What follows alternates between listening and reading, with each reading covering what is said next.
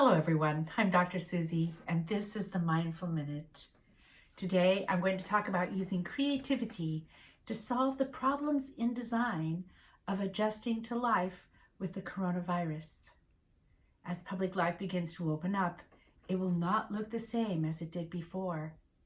Public spaces will be adapted with health and safety as the guiding principle. Social distancing, wearing of masks, and smaller gatherings are components of the new and temporary normal. The flow of people has already been changed, as those who have shopped in a supermarket can testify. We are a people of habit and pattern. Adjustment is needed. And we also need to keep in mind that if we have not left our homes often, making our homes the centers of our lives, we also developed new habits of living and perceiving there. And so our adjustment isn't from our concept of old normal to pandemic and back to old normal. To avoid an emotional bump, it would be best to not expect this. No, it is more like our concept of old normal to a home-based normal, and then to a new and somewhat alien normal. Anxiety, apprehensiveness, or denial are natural responses to such an adjustment. We even recognize tantrums from all ages as part of difficult adjustment.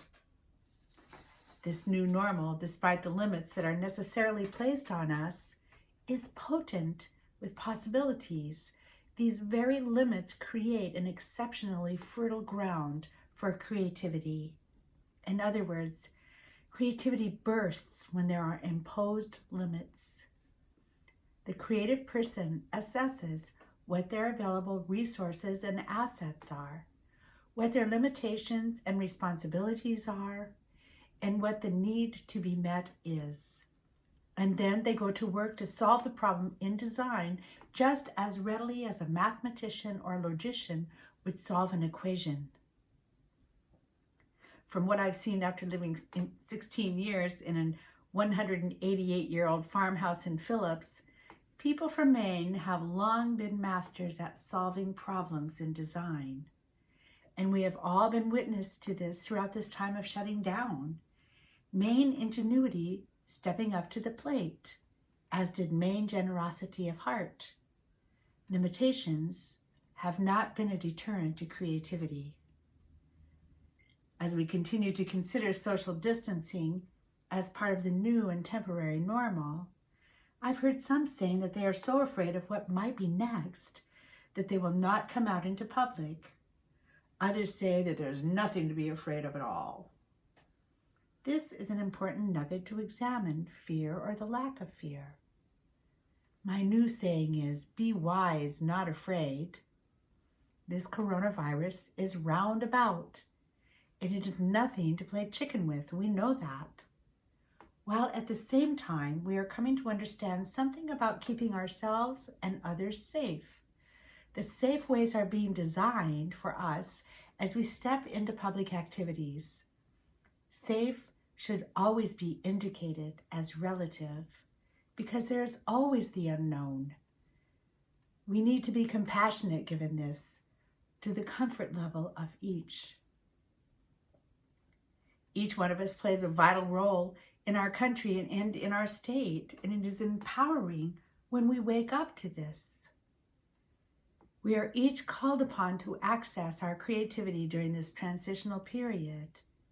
And so given this, here is today's meditation.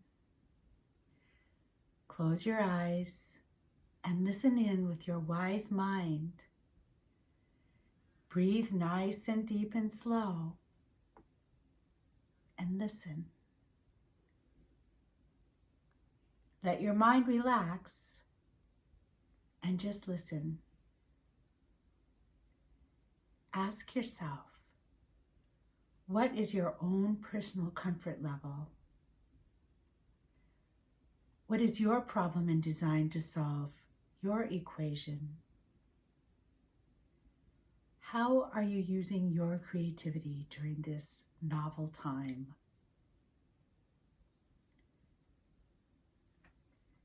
Thank you for listening and for doing your best. Together, we will become even better than before. This Mindful Minute brought to you by Farmington Recreation Department and Susie Sanders. So, bye for now, and remember, don't forget to look for the helpers.